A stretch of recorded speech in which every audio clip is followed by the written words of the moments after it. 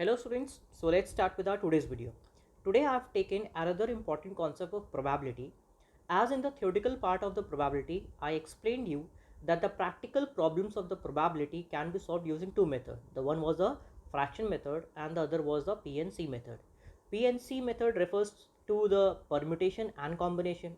Now the important thing that you have to know that P and C is only applied for multiple draws. That means कि अगर एक practical में आपसे कहा गया है कि एक बार में एक से ज़्यादा ड्रॉज करने हैं या ऑब्जर्वेशंस को निकालना है, तो उस जगह पे हम लोग कौन सा अटेम्प्ट कर देंगे, PNC वाले मेथड से आपको क्वेश्चन को सॉल्व करना पड़ेगा.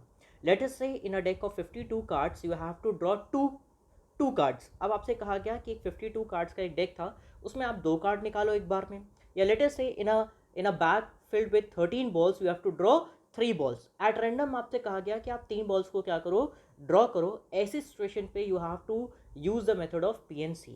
So let's start with a practical concept, and before starting the concept you must aware about the formula. Here the formula we are using as NCR. NCR is written as n factorial upon n minus r, the gain bracket factorial multiplied by r factorial, where n is equals to number of observations or object, that means the total sum of object.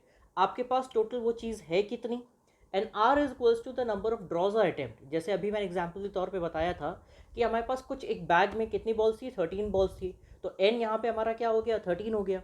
अब मुझे कितने objects को draw करना है, letter से मुझे 3 objects को draw करने हैं, तो आर इज इक्वल्स टू 3. तो we are going to make how many attempts, 3 attempts.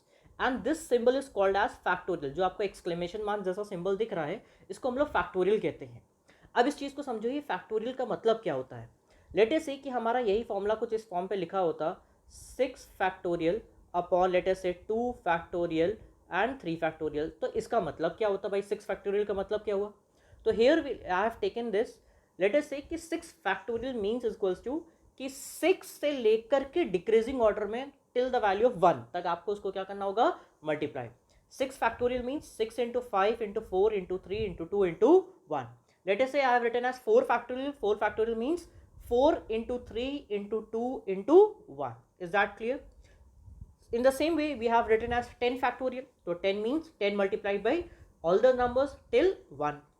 As you can see that I have written 10 factorial in another manner. हमने क्या लिख दिया है, 10 multiplied by 9 multiplied by 8 into 7 factorial.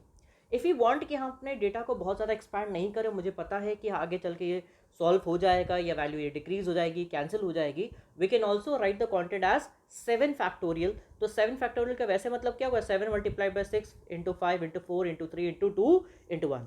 That means this and this are the same thing. इन दोनों का मतलब क्या है, एकदम सेम है. This is point is clear. Now the important note that you must all know, 2 points हमेशा याद रखिएगा. पहला चीज़ कि यहाँ पे 0 फैक्टोरियल लगा है तो वो वैल्यू 0 नहीं होती है, वो क्या होगी, 1 होगी. You have to remember that कि 0 factorial is equals to 1.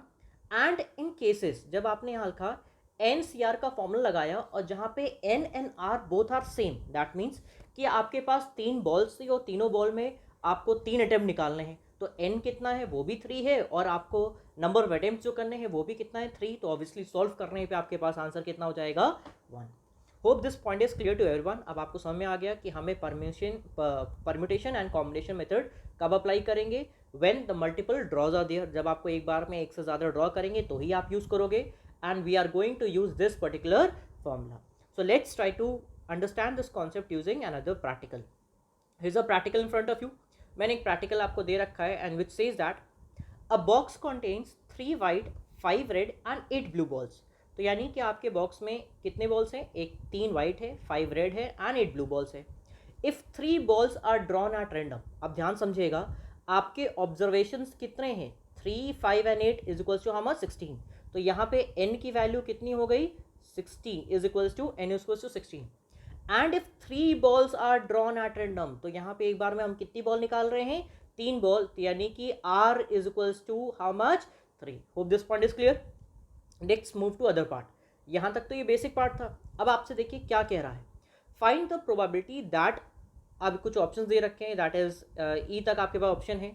All of them are white, B 2 of them are white, C exactly 1 is white, D is at least 1 is white, E each ball is of different colour. अब आपको solve कैसे करना होगा? सबसे पहले question solve करने के लिए आपको क्या चाहिए होता है? टोटल आउटकम चाहिए। यानी कि अगर आपको ये पता हो कि कोई पर्टिकुलर इवेंट को हम मैक्सिमम कितने पॉसिबल वेज में कर सकते हैं, तो उसको डिटरमाइन करने के लिए देखिए मैंने यहाँ पे नीचे सैम्पल स्पेस के फॉर्म पे यानी फॉर्मूला लगा दिया है। मैंने आपको बताया था एन की वैल्यू कितनी हो गई? 16। 16 आया कैसे? 3 वाइट 5 रेड एंड 8 ब्लू, तो सबको ऐड किया कितना होगा? 16। And we are going to take how many attempts? 3 attempt. तो सॉल्व करने पे क्या हो गया? 16 factorial upon 16 minus 3 factorial multiplied by 3 factorial. तो मैंने कैसे लिखा? 16 इंटू 50 इंटू 40 इंटू 13। क्यों लिख दिया मैंने 13 फैक्टोरियल? क्योंकि नीचे अगर हम 16 माइनस 3 को सॉल्व करेंगे तो ये कितना हो गया? 13 factorial, and this 13 factorial will cancel the other 13 factorial. तो हमें बहुत ज़्यादा लेंदी लिखने में कोई भी जरूरत नहीं हो, इस तरह हमें इजिली सॉल्व हो जाएगा। And on that basis or after solving the above content we get the value as 560। that means कि अगर हम एक बैग में टोटल 16 बॉल रखते हैं और एक बार में 3 बॉल निकाल रहे हैं तो there can be 560 outcomes. Is that clear? Now the formula will remain the same. Probability का बेसिक फॉर्मूला तो वो रही रहेगा। वो क्या रहेगा? Total favourable outcomes. जो कौन डिसाइड करे? हमारे इवेंट्स डिसाइड करेंगे। वो इवेंट क्या हो सकते हैं? या तो इवेंट ये होगा, या ये होगा, ये इनमें से कोई भी एक इवेंट होगा। एक एक करके हम सॉल्व करेंगे। लेकिन जो हमारा टोटल आउटकम होगा that will remain the same as equal to how much? 560। So let's start with the first part. अब हमारा फर्स्ट पार्ट देखिए क्या कह रहा है। The first part says that all of them are white. मतलब क्या हुआ कि आपको क्या करना है? 3 अटेम्प्ट निकालने हैं और तीनों अटेम्प्ट में क्या निकल के आए? वाइट निकल के आए। तो आपने देखिएगा यहाँ पे हमारे पास एन यानी कि नंबर ऑफ बॉल्स। तो वाइट बॉल्स हमारे पास कितनी थी? 3, वो मैंने लिख दिया। क्योंकि नंबर ऑफ अटेम्प्ट्स कितने करने हैं? 3, तो ऑब्वियसली मैंने इसको लिख दिया। And applying the combination formula हमारे पास आंसर कितना आ गया? Is equal to 1। That means कि ये सिर्फ एक ही बार में चांस हो सकता है, यानी कि out of 560 there is only 1 chance कि आपने 3 बार बैग में हाथ डाला और तीनों बार आपको क्या निकल के आए? वाइट बॉल निकल के आए। तो the final answer would be the favourable outcome is equal to 1 upon total outcome is equal to how much? 560। Hence answer is equal to 1 upon 560। Hope the point is clear to everyone. Moving to the next part, and the next part is this one, which is 2 of them are white। अब आपसे क्या कह रहा है कि आपसे इसमें क्या कह रहा है? 2 उसमें से क्या है? वाइट है। तो अब हम कैसे करेंगे? देखिए कैसे सॉल्व करते हैं। Let's say this one. हाँ, अब आपके पास क्या है? 2 ऑफ देम वाइट। अब आपके पास 3 अटेम्प्ट है। इन 3 में से 2 अटेम्प्ट आपके किसके होने चाहिए? वाइट के। और एक अटेम्प्ट किसका होना चाहिए? It can be of any other colour. यही तो मतलब हुआ। तो आपने देखिए C2 and 1 देखिए मैंने यहाँ पे नीचे लिखा हुआ है। I have written this as I have taken, let me take the colour to something else, blue.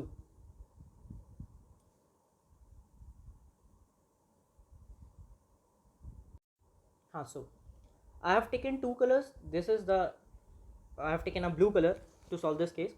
हाँ, अब आपके पास क्या है? 2 of them are white। मतलब कि आपके पास 3 चांस है। उन 3 चांस में से 2 चांस में क्या होना चाहिए? वाइट होना चाहिए। और एक चांस में क्या होना चाहिए? It can be any other colour.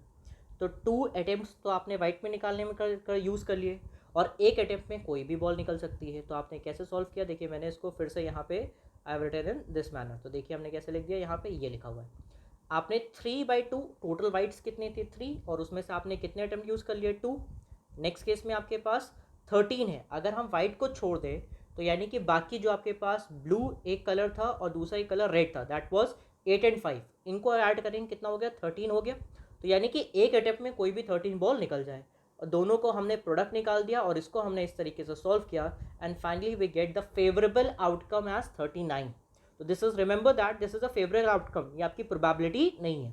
Probability क्या होगी? Favourable outcome upon total outcome is equals to how much? 39 upon 560। You can reduce, अगर वो फिगर्स आपकी रिड्यूस हो रही है then you have to reduce in the examination. Let's move to the other part. अब हमारे पास ये एक पार्ट हो गया। Again this is the part exactly 1 is white. That means क्या हो सकता है कि एग्जैक्टली 1 वाइट मतलब कि 3 अटेम्प्ट्स में सिर्फ एक ही वाइट हो, 2 कोई भी हो सकते हैं। तो हमने क्या लिखा? एक अटेम्प्ट है, मुझे उसमें क्या चाहिए? वाइट। तो I am selecting 1 ball from 3 ball. तो ये केस हो गया। I am selecting 2 balls from 13 ball. तो इन दोनों का हमने केसेस कर दिया, दोनों को हमने मल्टीप्लाई कर दिया, और सॉल्व करने पे हमारे पास टोटल फेवरेट आउटकम कितना हो गया? 234। And the probability will be total favourable outcomes upon total possible outcomes. हमने इस तरीके से इसको सॉल्व कर दिया। Let's move to the other part. अब आपके पास ये कौन सा पार्ट आ गया, वाइट वाला।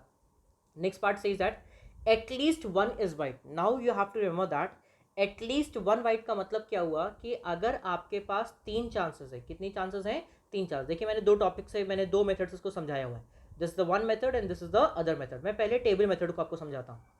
एटलीस्ट वन इज वाइट का मतलब क्या होता है कि एक वाइट हो और 2 अदर कलर्स चलेगा, 2 वाइट हो, एक अदर कलर्स पॉसिबल है, और तीनों वाइट निकल आए तो भी एक्सेप्टेबल है। लेकिन बस 0 वाइट नहीं होना चाहिए। क्या नहीं होना चाहिए कि अगर आपने 3 बार बैग में से बॉल निकाल रहे हो तो एक बार में, चलो 3 अटेम्प्ट में 1 वाइट आए वो भी चलेगा, 2 वाइट आए तो वो भी चलेगा, तीनों वाइट आए तो वो भी चलेगा, दैट इज ओके। बस ये नहीं होना चाहिए कि अगर आपने 3 बार हार डाला और तीनों बार में एक भी वाइट आए तो उसके क्या आउटकम हो सकते हैं। तो देखिए उसी हिसाब से हमने यहाँ पे देखिए क्या कर रखे है, उसके हमने फेवरेबल इक्वेशन बना रखी है। तो देखिए हमने देखिए लगा एक चांस है तो उसमें आपके पास कितनी 3 वाइट मिली, और 2 चांस पे आपने किसमें अदर कलर पे यूज़ कर लिया, plus I am plussing with the other option. Other option क्या होता है कि 2 चांस आपने वाइट की लिए लिए और 1 चांस आपने अदर कलर की ले लिए। तीसरा केस आपने क्या किया, तीनों चांसेस में आपकी क्या निकल आए, वाइट निकल आए और दूसरे कलर की कोई चांस ही ना मिले। तो जब आपने इन तीनों ही आउटकम्स को क्या कर लिया, ऐड कर लिया, यानी आपको क्या करना पड़े, दिस दिस दिस, इन तीनों वैल्यूज को सम करेंगे, then you will finally get the value of at least one is white. Is that clear. एक ये पॉइंट हो सकता है कि आपको थोड़ा लेंदी लगे, लेकिन इसको सीख जरूर लीजिएगा क्योंकि कई बार क्वेश्चंस में इस टाइप के कुछ पार्ट आपको सॉल्व करने के लिए आएंगे। अब हम इसी क्वेश्चन को अलग पार्ट से सॉल्व करते हैं, which is 1 minus p no white. मतलब क्या हुआ, एटलीस्ट वन वाइट क्या कह रहा था कि 3 अटेम्प्ट में से 1 वाइट हो चलेगा, 2 वाइट हो चलेगा, 3 वाइट हो चलेगा, 0 वाइट नहीं होना चाहिए। तो अगर हम प्रोबेबिलिटी ऑफ नो वाइट हम निकाल रहे और 1 में से माइनस कर दें तो भी तो हमारा आंसर आ जाएगा कि नहीं आएगा। और प्रोबेबिलिटी ऑफ नो वाइट का मतलब 3 अटेम्प्ट्स में और तीनों में कौन से हो, other colours, that means it can be red और ब्लू। मैंने उस हिसाब से इसको क्या कर दिया, सॉल्व कर दिया। See I have solve the practical in front of you. कैसे सॉल्व किया, फेवरेबल आउटकम क्या हो गए, 3 अटेम्प्ट से तीनों में आपने क्या निकाला, डिफरेंट कलर। तो यहाँ पे ऑब्वियसली n कितना हो गया 13 एंड r की वैल्यू कितनी हो गई, is equals to how much 3। इसको सॉल्व करने के बाद हमने अपना कॉम्बिनेशन का फॉर्मूला लगाया and finally we get the value as how much, ये मेरे पास ये वैल्यू आ गई, हमारे पास कितनी आ गई 286। The value is equals to how much 286।